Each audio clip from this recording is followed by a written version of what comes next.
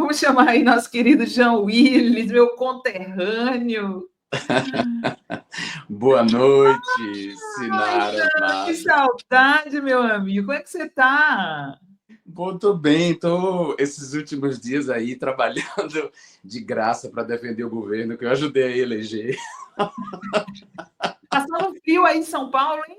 Menino, tá frio demais aqui, tá frio demais. Eu tenho rinite alérgica, né? Então cada vez que esfria, eu vou perdendo a voz. Mas eu tava rindo do vídeo do Lula. Lula é impressionante como ele sabe provocar, né?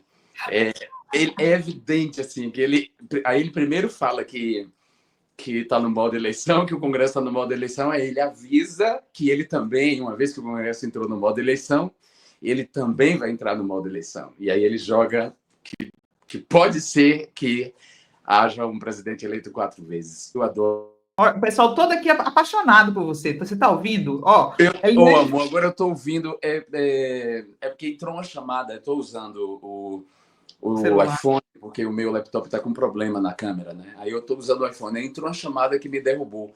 Então eu peço desculpas. Estava ouvindo você ler os comentários. Obrigado, gente. Muito boa noite. Comecei já a falar de Lula, mas é porque é uma sacada inteligente mesmo de Lula. Eles Ah, né? Sem pedir voto, sem entrar naquela seara do fazer campanha antecipada, ele simplesmente jogou, Ele né? jogou, e ele jogou porque ele sabe nesse momento que está em disputa. Ele está acompanhando, claro, né, que ele viu como houve uma reação orgânica e espontânea da militância, de todas as militâncias de esquerda, de uma maneira geral, não só a militância de esquerda petista, mas eu acho que todas as militâncias de esquerda entraram de maneira orgânica nessa. Ah, meu Deus. E agora? Oi, aqui voltei. Oi? Utilizando. Ele sabe que as militâncias de esquerda entraram nessa campanha orgânica, espontânea, em defesa da taxação dos super ricos e da isenção de imposto de renda para pessoas que ganham até 5 mil. Então, ele sacou essa disputa, ele entendeu que, emparedado pelo Congresso Nacional, onde ele não tem maioria, acossado por uma imprensa que está o tempo inteiro falando de impopularidade dele, ele não tinha outro caminho a não ser, de certa forma, se abrir a essa militância, a se abrir a essa reação espontânea, mas com todo o cuidado que ele tem, né? Ele elogiou o Congresso Nacional, agradeceu por todas as aprovações que foi feita, mas ele sabe, ele é muito inteligente, e ele sabe que nesse momento é o que ele tem a favor dele, o que está com ele é essa reação espontânea das militâncias de esquerda que se encontraram, felizmente, nesse ponto comum, ou seja, ninguém aguenta mais essa concentração de renda, não só no Brasil, é no mundo inteiro, há uma concentração de renda na mão de muito poucas pessoas.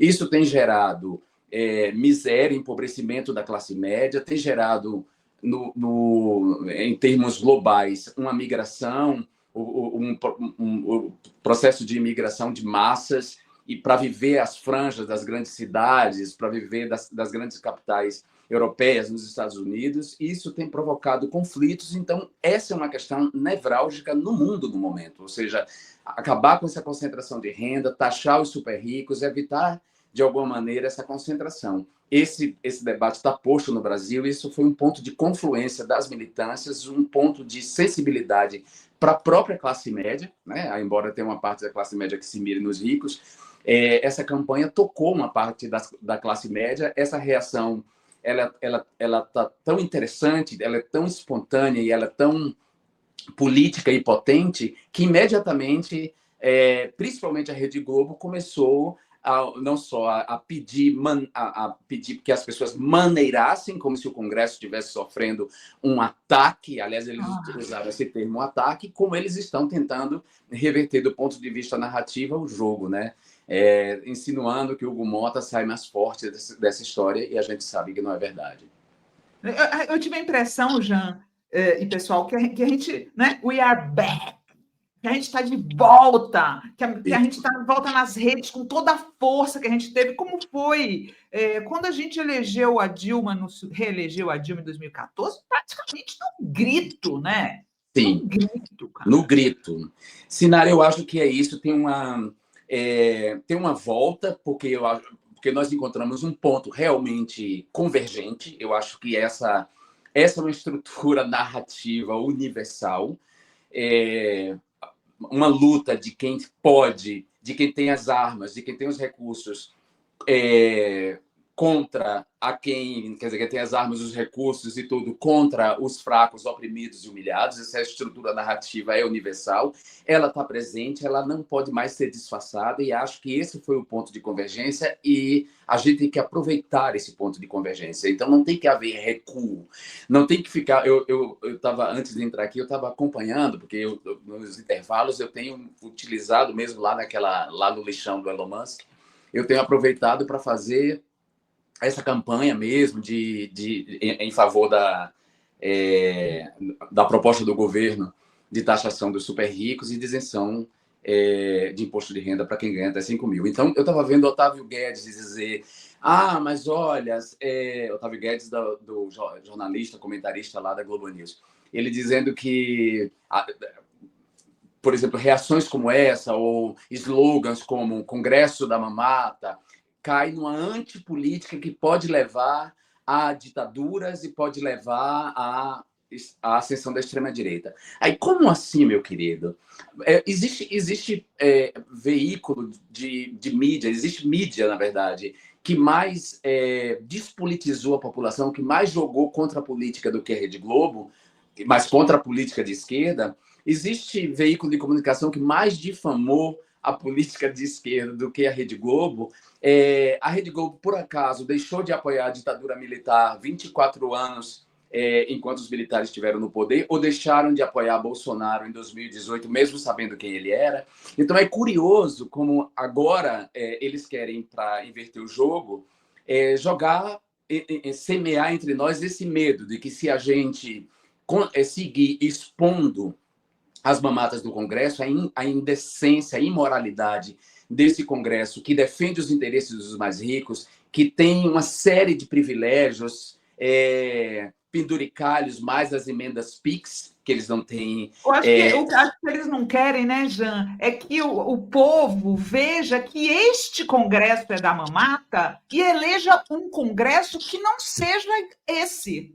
Exatamente. Então é isso, é semear entre nós esse medo, quer dizer, jogar com o nosso próprio discurso. A gente não quer uma ditadura, a gente não quer uma extrema-direita de novo. Então, olha, tomem cuidado, porque isso pode levar à extrema-direita. Não vai levar, porque a gente tem, nessa campanha, a gente tem exposto os privilégios dos mais ricos, exposto os privilégios de quem defende os interesses dos mais ricos no Congresso Nacional, que é a maioria do Congresso Nacional. A elite econômica desse país se confunde com a elite política. A classe dominante desse país se confunde com a elite política, com a maioria dos políticos. Então, e a gente tem utilizado não a mentira, a gente tem utilizado o bom humor, usado a ferramenta de IA com muito bom humor, que é o contrário do que a extrema-direita faz. A extrema-direita usa a inteligência artificial para mentir deliberadamente. E nunca houve editorial da Folha de São Paulo, do Globo, nem do Jornal Nacional, indignados com o fato de Nicolas Ferreira, por exemplo, mentir descaradamente sobre o Pix, né? Quando ele inventou aquela história do Pix, ou outras tantas mentiras que ele difundiu. Nunca houve um editorial indignado com o comportamento da extrema-direita no Congresso Nacional, que se vale da tribuna, se vale dos recursos públicos para disseminar mentiras, teorias conspiratórias. Mas agora, porque uma reação orgânica da esquerda, das esquerdas, está expondo com muito bom humor a aliança entre os super ricos e o Congresso Nacional, e parte do Congresso Nacional, aí a Globo News aparece preocupada. Ontem, não sei se você chegou a ver, eu desliguei de vergonha, porque era um converscote, parecia assim, aquele programa vespertino que trata de fofoca de subcelebridade. Fofocalizando. Fofocalizando. Inacreditável, assim, aí dizia assim... Sônia Abrão. Gente, eu achei que ele estava tão baixo nível, estava abaixo de Sônia Abrão, que eu desliguei de vergonha. Porque eles falavam de uma ligação da Glaze. Olha, aí ligaram para a Glaze. Aí a Glaze disse isso. Eu falei, gente, pelo amor de Deus, o jornalismo morreu. O jornalismo não morreu porque ainda existem vocês. A revista Fórum, o ICL, o Nexo, a Pública, o CGN. Ou seja, tem um novo jornalismo aí que está ajudando a disputar a opinião pública. Então, eles estão preocupados, você tem toda razão, eles estão preocupados com as eleições de 2026 para que nas próximas eleições as pessoas não elejam um Congresso realmente comprometido com a população, com a maioria da população, comprometido em combater. Boulos, entupido de Éricas Hilton. Sim. Gente, o medo deles é esse, que chegue um Congresso que governe para o povo. Esse é o medo deles. Você sabe que eu ouvi o Otávio Guedes falando uma coisa que era até importante, que a esquerda, com esse movimento, ela pegou de volta o discurso antissistema que o pessoal da extrema-direita tinha pegado. Mas, ao mesmo tempo, ele falava assim... Agora, eu não acho legal colocar o deputado tomando champanhe. Gente, não foi o PT, a esquerda, que colocou o deputado tomando champanhe. Foi ele mesmo que ficou entornando. Ele que tornou a garrafa de uísque. Eles não têm... Na verdade, eles estão tão sem pudor e sem vergonha que eles estão fazendo isso acreditando que não vai haver consequência, né? Assim, me parece um clima meio assim pré-revolução francesa, quando a corte francesa estava esbanjando daquela maneira, enquanto a miséria graçava nas ruas, o compromisso com os nobres assim, era uma coisa tão sem vergonha, tão desrespeitosa com a maioria da população, que deu no que deu. A gente não quer uma Revolução Francesa, a gente não quer que uma revolução possa cair numa noite do terror, como aconteceu pós-Revolução Francesa. A gente não quer nada disso. A gente só quer um Congresso minimamente comprometido com o bem-estar da maioria das pessoas. A gente quer um Congresso minimamente comprometido com o estado de bem-estar social. O que é que isso significa? Que as pessoas terão escola de qualidade para os seus filhos, para formar cidadãos pensantes, com um leque de formação amplo, né? Que as pessoas tenham água tratada, de qualidade, que elas possam ter 3 refeições diárias, pelo menos, que elas possam que elas tenham direito à cultura, ao lazer, ou seja, que faça parte da cesta básica o direito das pessoas a consumirem bens culturais, que é importantíssimo, segurança pública, ou seja, é o que a gente quer, é só isso, um Congresso comprometido com os interesses da maioria da população, incluindo a própria classe média, que muitas vezes é a mais afetada por esse discurso de manipulação. Então, eu acho que a gente está nesse ponto em que encontramos essa convergência, e a gente não pode abrir mão dessa convergência, não tem que recuar agora, nem um passo atrás. Agora é seguir com a campanha, exigindo a transparência, porque é o que Lula tem para terminar esse governo, né? Para terminar esse governo com, digamos assim, alcançando alguns poucos objetivos.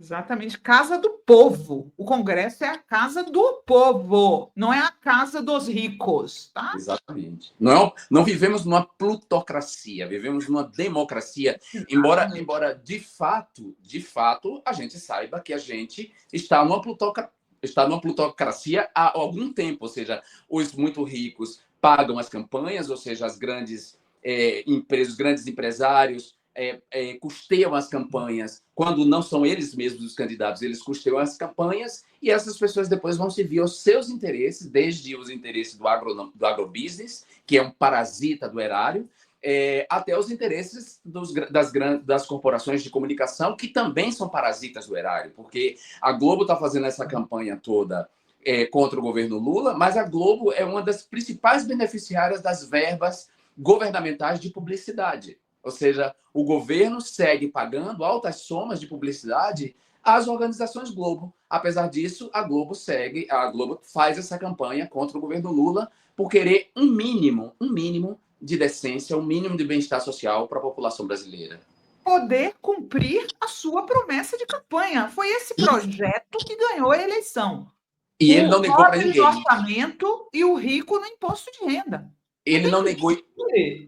Ele deixou isso claríssimo. claríssimo. Ou seja, ninguém pode acusar Lula de estelionato eleitoral nesse momento, nem Não, dizer que ele tá voltando atrás. Ele deixou isso claro no discurso. Foi por causa disso que nós votamos nele, e votamos nele por uma outra série, outras questões que são importantes, como a questão dos Yanomamis. Votamos pela questão da saúde pública por causa da pandemia, do que vivemos na pandemia. Foram 700 mil pessoas mortas, né? A gente queria a reabilitação do SUS. A gente votou nele por isso. A gente votou nele porque a gente estava cansado da máquina de desinformação que era o próprio governo, do uso das estruturas governamentais para espionar e assediar adversários. A gente estava cansado da violência que o governo fascista perpetrava. A gente estava cansado da sombra e da incompetência dos militares do governo Bolsonaro. Então, nós votamos Lula.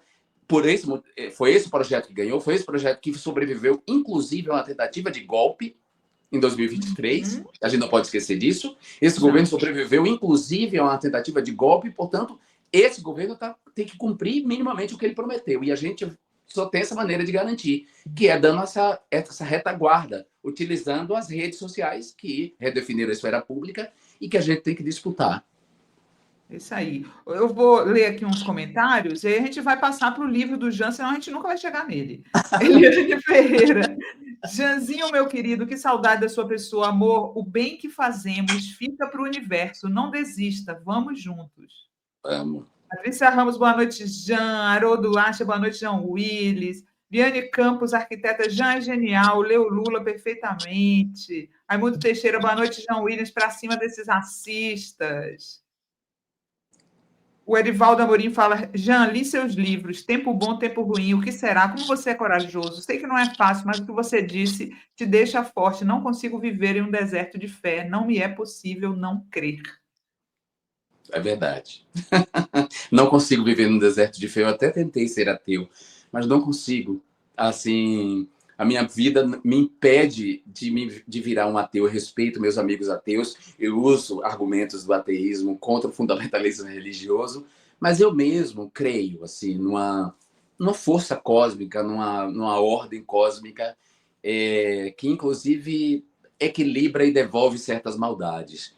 No auge do meu pesadelo, do pesadelo que eu estava vivendo a partir de 2016, quando eu me coloquei contra o impeachment da Dilma e na denúncia da Lava Jato, Manuela Dávila me disse uma coisa muito importante. Assim, ela, pouco antes de eu ir para o exílio, ela disse para mim, Jean, não se preocupe, cairão um por um.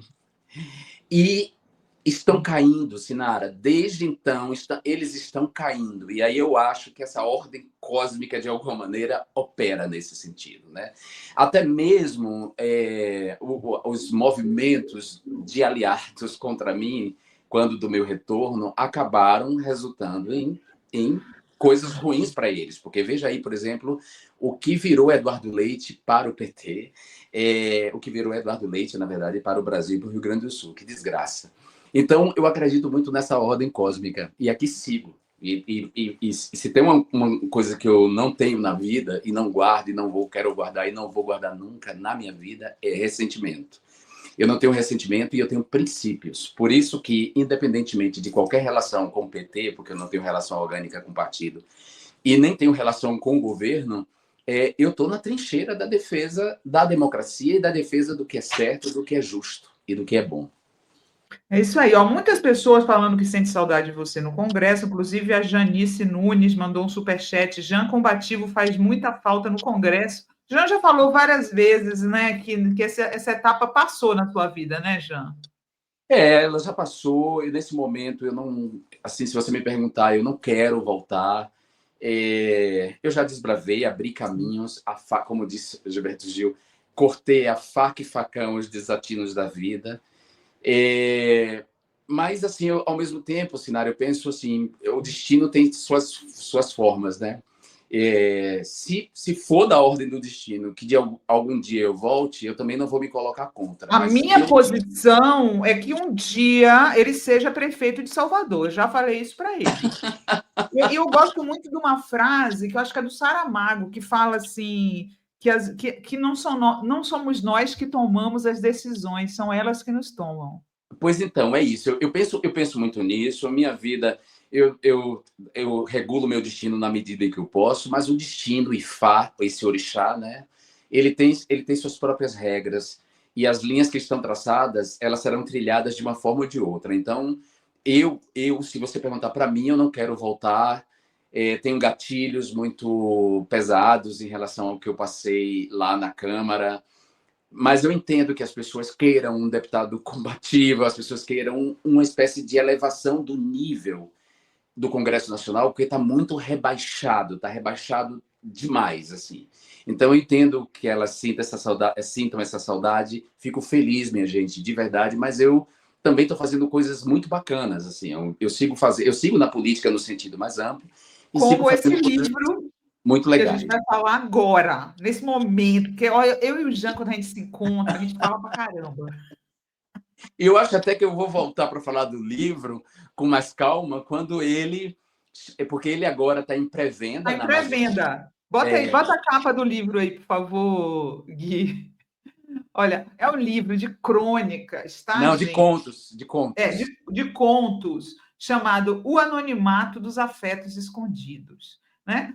Muito legal. Eu comecei a ler o livro, uma delícia. E eu vi, Jean, né, nos primeiros contos que eu Assim, li, que tem, mesmo na ficção, tem aquela coisa, aqueles temas que te interessam, né? Tem diferença de classe, tem feminismo, tem machismo, e, é claro, um senso de humor muito cáustico.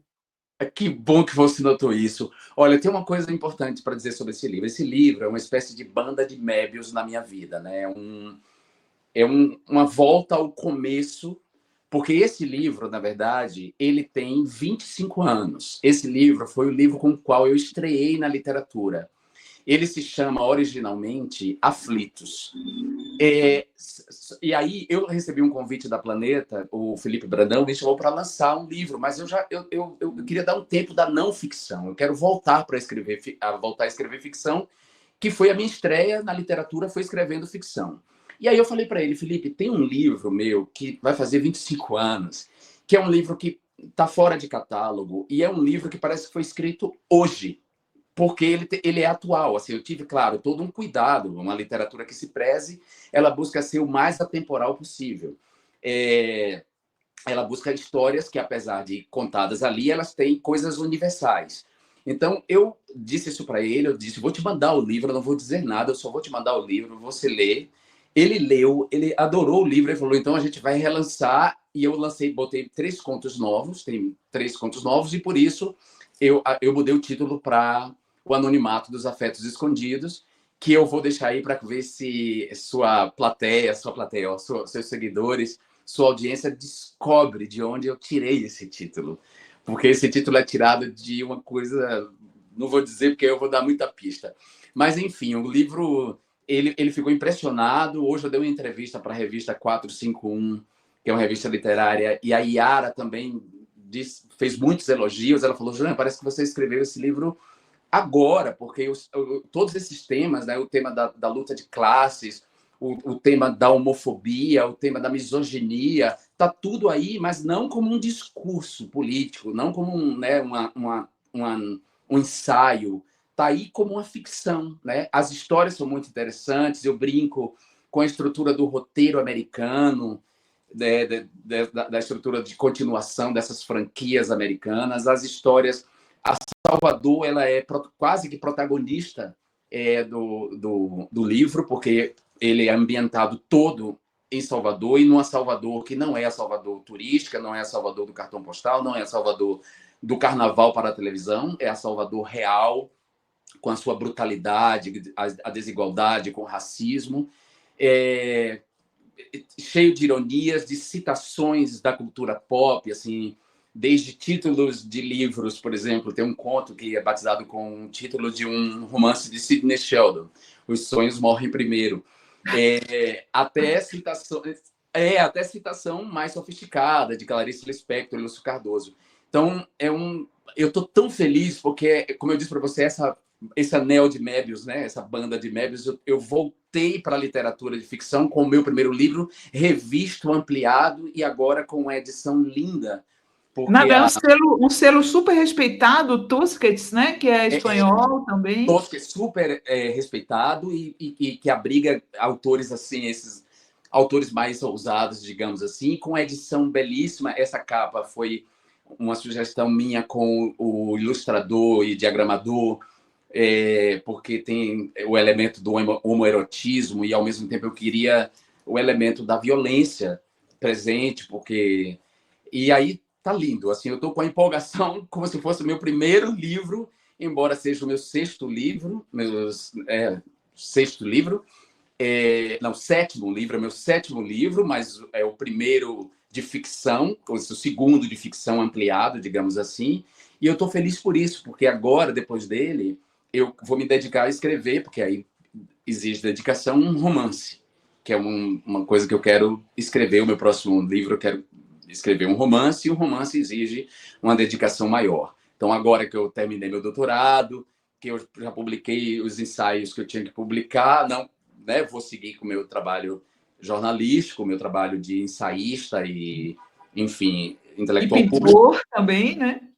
E a pintura, que é isso, eu sigo pintando. A exposição ela vai voltar agora. Talvez em Brasília seja a próxima cidade, está quase tudo fechando para Brasília ser a próxima cidade que a exposição Desexílios vai desembarcar, que é uma exposição que também é incrível, que ela faz todo sentido ser visitada agora, porque ela é uma memória, ela é um documento, ela é uma memória e, ao mesmo tempo, ela é uma previsão do futuro na forma de arte visual, né? Na forma de pinturas, desenhos, e essa provocação entre título e imagem que eu faço, com música, é bem interessante também. Ela foi a exposição de maior sucesso até agora no Museu de Arte Contemporânea da Bahia. Que Levou um momento legal. Quero muito ver legal. hein, aqui em Brasília. Ô, Jean, Muito... você sabe que eu fiquei pensando em você esses dias, Sim, né? Que quando começou essa perseguição do Donald Trump a Harvard e aos estudantes estrangeiros em Harvard, né? sim. Eu fiquei assim, eu falei, gente, se o Jean tivesse lá, ele ia ser expulso. Eu ia ser expulso. Eu fui professor visitante num dos institutos mais perseguidos por ele, que é o Hutchins Center, que é Não dedicado aos acredito, estudos gente. raciais, aos estudos sobre a escravidão. E dentro do Hutchins Center tem o ALARE, o Instituto Afro-Latino-Americano, que era exatamente onde eu estava voltado. Eles fazem estudos sobre, né, a escravidão e a herança da escravidão na América Central, na América Latina, na América do Norte. E o meu trabalho, eu destoava um pouco, porque eu cheguei com esse trabalho sobre desinformação, fake news, uma coisa menos, um trabalho mais multidisciplinar e menos historiográfico. Mesmo assim, a grande conferência, quando eu estive lá, eu me concentrei muito em estudar as fake news contra Marielle Franco, porque as fake news contra Marielle Franco tinham esse componente racial, né? Esse componente do racismo. Ou seja, inventar que ela era mulher de um traficante para justificar o assassinato dela porque ela tinha nascido na favela da Maré. Então, esse jogo que a extrema-direita faz, interpelando um racismo, um racismo social, histórico, estrutural, que é a herança da escravidão. Então, se eu tivesse lá, provavelmente ele ia me mandar embora. E hoje, se eu for convidado por qualquer instituição, provavelmente eu não vou entrar, porque eu sou crítico, quanto mais do governo Donald Trump, eu sou crítico de Netanyahu e do ataque de Israel à Palestina. Enfim, todo esse pacto, na verdade, da mídia ocidental para esconder que está acontecendo um genocídio na faixa de Gaza. Ou seja, eu não entraria, provavelmente, hoje, se alguma instituição lá me convidasse, eu não entraria. Vou para qualquer lugar da Europa, mas nos Estados Unidos, seguramente não. E eu nem faço questão, viu, Sinara, porque eu sei que a Universidade de Harvard é muito prestigiada e tem mentes E está brilhantes resistindo maravilhosamente, né? resistindo maravilhosamente bem, e tem mentes brilhantes, realmente. Uma delas é o próprio Sidney Chalhoub, professor do Departamento de História, que foi quem me convidou. Então, eles têm realmente o Homi Bhabha, tem grandes nomes, Martha Nussbaum, de fato, é uma universidade de muito prestígio, mas para mim, eu não sei, eu não gosto de nenhum tipo de colonização. colonizações não são boas. Mas eu tenho uma afinidade maior com a cultura, digamos assim, europeia e francesa, principalmente. Então, para mim, foi muito mais importante ter dado uma conferência na tribuna em que Proust falou, ou na École de Altitude, onde Bourdieu deu aula, do que a Universidade de Harvard, sabe? Então, eu me sinto mais lisonjeado por ter passado pelas universidades europeias que são mais antigas do que pela Universidade de Harvard. Nada, não estou aqui cuspindo no prato que comi, não. Foi muito importante, como eu disse, muito prestigiosa, abriga muita gente brilhante, mas eu não tenho um pouco essa cafonice com os Estados Unidos, essa relação com os Estados Unidos, não. Deixa eu ler aqui uns comentários para você. Aratara, Jean merece uma medalha por ter cuspido na cara do Dema. Eu sempre falo que é o cuspe que veio do futuro. Haroldo Lacha, Jean Willis, você me representou muito naquele horrendo dia que votaram o impeachment da presidenta Dilma. Gostaria de te agradecer. Obrigado, guerreiro. Obrigado vocês por essas palavras, assim. É isso, eu já falei isso com o Sinara, a gente já conversou muitas vezes sobre isso, né? Foi um gesto, uma reação absolutamente espontânea da minha parte, não pensada, mas da qual eu não me arrependo. Mas, assim, é um gesto que vem sendo ressignificado a cada ano. As pessoas vão compreendendo mais por que eu fiz aquilo, né? Porque vai ficando mais explícito, já ficou muito explícito o que é Bolsonaro, o que é a família dele, o que é a extrema-direita, como eles operavam, né? Isso vai ficando, cada vez vai ficando mais claro. Aí veio a história do Rubens Paiva com o filme Ainda Estou Aqui, e muitas pessoas souberam que ele cuspiu no busto do Rubens Paiva antes daquele episódio Isso. do impeachment da Dilma, ele cuspiu no busto do Rubens Paiva. Então, muita gente, ao descobrir isso né, e saber que eu reagi daquela maneira quando ele dedicou o voto dele a um torturador e me insultou, as pessoas estão compreendendo mais e entendem melhor esse gesto. Como eu disse, eu não sei se eu faria de novo, mas eu não me arrependo de ter feito, porque foi uma reação absolutamente espontânea, de indignação profunda diante da ignomínia, diante da baixeza, da indecência. Aquilo foi um gesto da minha parte de decência humana básica. A decência humana básica, ela é fundamental e ela pode ser organizada, inclusive politicamente, que é o que a gente está fazendo agora. Mas daquela noite, talvez para outros deputados de esquerda, não calasse tão fundo a humilhação de Dilma, o fato de Dilma estar sendo humilhada publicamente daquela maneira.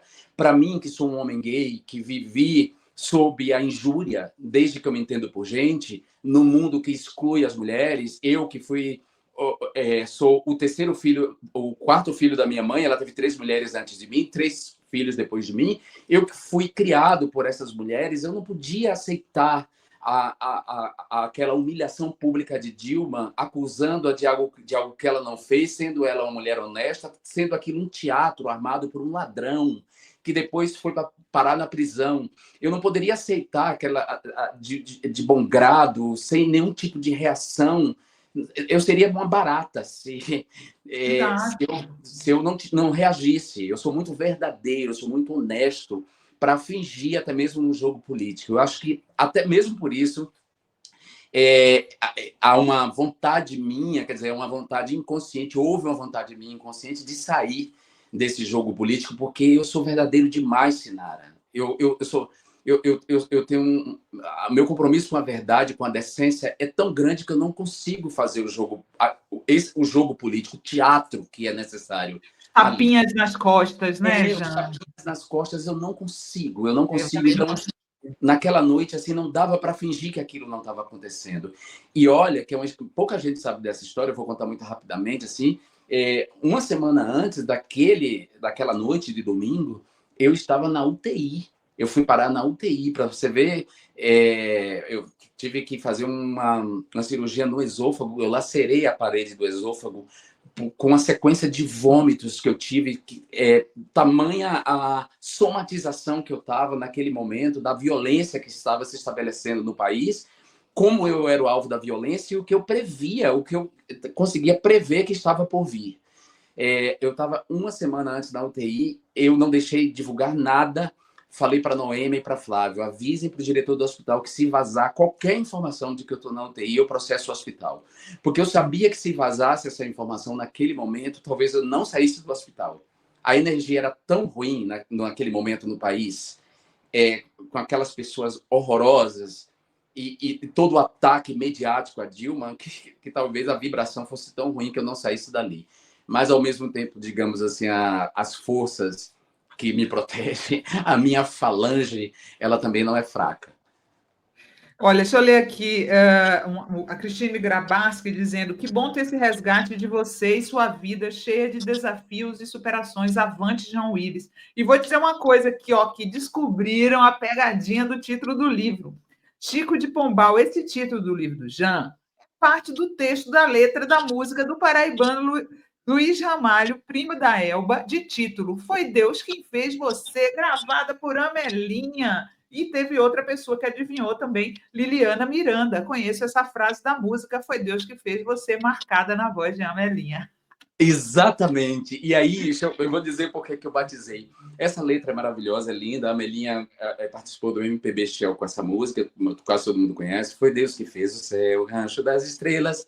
E aí tem um momento na letra que ele diz assim, fez nascer a eternidade no momento de carinho. Então, assim, é o sexo por amor reprodutivo. Fez nascer a eternidade no momento de carinho, porque nesse momento de carinho do sexo reprodutivo, heterossexual, tem a possibilidade de um filho nascer. Mas também Deus fez o anonimato dos afetos escondidos, que é a metáfora mais linda para o amor nosso, o amor LGBTQIA+. Aí eu peguei esse verso, Anonimato dos Afetos Escondidos, porque o livro também é um livro sobre amor. Não é só um livro, é um livro sobre tudo isso que a gente falou, mas também é um livro sobre o amor, sobre a busca do amor, sobre também a cor escura do amor, né? Porque o amor tem uma escuridão também. E os contos também tratam disso. Então, só para dizer para vocês, está em pré-venda já na Amazon. É lindo o livro, está todo bonito. Ele vai ser lançado fisicamente na Feira Literária de Paraty, na Flip. Eu vou estar na Flip por 2 livros meus. O Falsolatria, que eu lancei ano passado. Eu dei uma entrevista para a Sinara a partir desse livro. Falsolatria, que é Edições Sesc.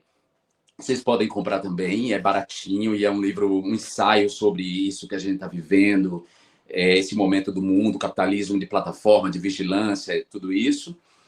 Vou estar lá por Falsolatria, numa mesa para discutir esse assunto e, ao mesmo tempo, vou estar na Casa Queer lançando o Anonimato dos Afetos Escondidos e vai ter lançamento em outros lugares também a partir de agosto. Tá bom? Ó, a Azedo chegou aqui e falou: desculpa o atraso, Jean, eu adoro você. Não sei porquê, eu adoro você. Desde lá do BBB, adoro você, sou sua fã, Azedo, que está sempre aqui com a gente. A Eliane Ferreira está falando aqui. Eu amo o Jean. Se eu tivesse útero, eu queria ser mãe de um filho dele. Ah, que lindo isso! Nosso amigo René de Bois, conterrâneo, está dizendo aqui, que delícia essa conversa entre mentes iluminadas, Sinara e Jean, não dá para não colar no YouTube. Renê, maravilhoso, maravilhoso. Saudade de você, meu querido. Olha, gente, eu fico muito feliz com esse afeto. Eu vou contar uma história muito interessante. Deixa eu só ler esse aqui que está bem engraçado. Liane Tá. Campos falou: Jean errou quando cuspiu no Inominável, mas é perdoável, estava longe, não dava para acertar. Quem disse que eu errei? Quem disse? Acho que foi bem feio. Aliás, tem uma coisa interessante. Eu não sei se eles têm alguma informação que está por vir sobre prisão do maldito ou alguma coisa. Toda vez que eles recuperam a fake news, a mentira de me associar ao suposto atentado que o maldito sofreu, toda vez que eles recuperam essa mentira na internet, é porque tem alguma coisa por vir e eles precisam agregar a base. Aí eles usam essa fake news. E essa fake news, esses 2 dias voltou a circular e eu pensei, eles devem estar sabendo de alguma coisa por aí. Vem coisa por aí. Mas sobre essa coisa do Big Brother, eu queria contar uma coisa que rolou ontem, né? Eu desci para ir no supermercado fazer umas compras. Aí quando eu desci no elevador, entrou um casal. Aí a mulher era um casal assim de uns 40 e poucos anos, ela falou assim: oi, você é o Jean que fez o Big Brother? Aí eu falei: sou, por acaso sou. Ela falou: nossa, você não mudou nada. Aí eu falei: não, eu mudei muito. Eu falei: sabe, eu vou explicar para você porque é que você acha que eu não mudei, porque você me reconhece. É porque tem 20 anos que eu fiz o programa e ao longo desses 20 anos eu fui fazendo uma série de outras coisas que foi atualizando a minha imagem no imaginário popular. Desculpem aí a tautologia, ou seja, na memória popular, a minha imagem foi sendo atualizada, porque eu fui fazendo outras coisas e vocês foram acompanhando o meu envelhecimento junto comigo. Então, a impressão que vocês têm é que eu sou o mesmo. Mas se você pegar uma imagem minha no Big Brother e botar junto da minha hoje, você vai ver que são duas pessoas completamente diferentes. Aliás, eu acho até que eu estou mais bonito hoje, com 50 anos, do que quando eu tinha 30 anos e fiz o programa. Então, isso é uma coisa interessante. As pessoas, como elas não são muito politizadas, não, ou né, era deputado pelo Rio de Janeiro, elas não acompanhavam muito, mas elas me viam na televisão, me viam em programas, me viam nas mídias sociais, elas foram atualizando e elas têm a impressão de que o programa, o BBB, foi ontem. E não foi 20 anos, 2 décadas. Imagine, uma pessoa que nasceu naquele ano, em 2005, está com 20 anos hoje. Essa pessoa não sabia que eu era. Aliás, tem toda uma geração que descobriu que eu participei do Big Brother por causa do documentário que a Globoplay fez sobre os 25 anos do programa. Aliás, eu relutei muito para participar. Enfim, eu coloquei todas as minhas exigências, como é que eu queria participar, o que é que eu queria dizer, porque eu não vou banalizar essa história, não posso banalizar essa história. Aliás, não banalizo, estou falando aqui porque sua seguidora comentou. Então, por causa desse programa que eu apareço falando do que foi, de como foi revolucionária aquela minha participação, a revolução cultural. A parada foi o ano que a parada atingiu 1 milhão de pessoas, a parada do orgulho LGBT. E aí eu conto toda essa história no documentário e uma geração inteira que não sabia que eu tinha participado do Big Brother, achava só que eu era deputado federal, descobriu. A filha de uma amiga minha, a Lulu, filha de Juliana Mesquita, por exemplo, ela me conhecia, me via lá na casa de Ju, sabia que eu era deputado federal, mas quando ela descobriu que eu participei do Big Brother, ela ficou louca. Porque é uma geração novíssima, que nasceu naquele ano e que acompanha o programa hoje, que é outra coisa. O programa não tem nada a ver com o programa que eu fiz há 20 anos, é uma outra realidade hoje, mas ela ficou fascinada. E aí ela dizia: mas mamãe, por que você nunca me contou? Eu dizia: mas por que tinha que contar? Ô, Jean, eu vou ter que encurtar aqui, não, calma. Que o Jean vai falar sobre as dicas dele. É porque o horário aqui, a gente tem um programa que começa às 8, então eu estou aqui com o horário contado. O Jean, como todos e todas que vêm aqui, trouxe dicas para você. 2 dicas, tá? A primeira é o livro clássico, né? Dante Alighieri, que está saindo em nova edição pela Companhia das Letras, o Inferno de Dante Alighieri. E ele também trouxe junto o Apocalipse, o filme da Petra Costa, o Apocalipse nos Trópicos, o novo documentário de Petra Costa. Os dois, fiquei morrendo de vontade, e acho que tem a ver uma coisa com a outra, né, Jean? Por que você está sugerindo essas 2 dicas para as pessoas aqui? Os dois têm tudo a ver, quer dizer, Dante, toda a imagem que a gente tem hoje do inferno, foi a partir desse poema de Dante Alighieri, né? Ele descreve o inferno, os 7 círculos do inferno, e ele, como um homem político e ativista da época dele, ele coloca todos os corruptos, os traidores, os mentirosos da época dele, toda a gentalha, essa gentalha que a gente não chamava de extrema-direita naquela época, mas, digamos, correspondia à extrema-direita da época de Dante, ele coloca todas essas pessoas no inferno. E essa edição é linda porque ela é bilíngue, tem o original em italiano e você pode comparar. O trabalho de tradução é impressionante. O Emanuel França de Brito, Maurício Santana Dias e o Pedro Faleiros Reise faz um trabalho incrível de tradução do Inferno de Dante. Então, para vocês saberem de onde vem a nossa ideia de inferno, é desse livro. E o documentário de Petra é um documentário sobre como essa ideia de inferno também é utilizada pelas igrejas neopentecostais para meter medo e levar adiante um projeto político de teocracia no Brasil. Então, é o medo do inferno, de um inferno imaginário, e de pecados da transformação das religiões de matriz africana, por exemplo, a demonização dessas religiões, a transformação delas em culto ao demônio, que tem levado adiante o projeto de poder de igrejas neopentecostais e de figuras nefastas como Silas Malafaia. Então, vejam esse documentário, é muito importante, é uma espécie de continuação de Democracia em Vertigem. Eu sugiro, inclusive, que vocês assistam nessa seguinte ordem. Entre os Homens de Bem, tá na Globoplay. Aí vocês depois assistem Democracia em Vertigem, quem não viu ainda, e depois assistem na Netflix Apocalipse nos Trópicos. Vejam esses 3 filmes, Entre os Homens de Bem, Democracia em Vertigem e Apocalipse nos Trópicos, e vocês vão ter um mapeamento dessa transformação que o Brasil viveu nessas 2 últimas décadas e do horror da ascensão da extrema-direita e desse culto, dessas seitas neopentecostais. É isso. Janzinho, muito obrigada pela sua presença. Coloca de novo a capa do livro dele, está em pré-venda, está na Amazon, tá? Logo vai estar em todas as livrarias. Jean Willis, O Anonimato dos Afetos Escondidos. Me leiam. Eu fiquei de cabeça para baixo. Me leiam que mais que um autor precisa deixa eu ver se eu fico de cabeça para cima. Agora, o que um autor mais precisa é que as pessoas o leiam. Então, leiam esse livro, vocês vão adorar. É um livro de contos maravilhosos. Juro para vocês vão adorar, viu? Um beijo. Beijo, querido. Tchau.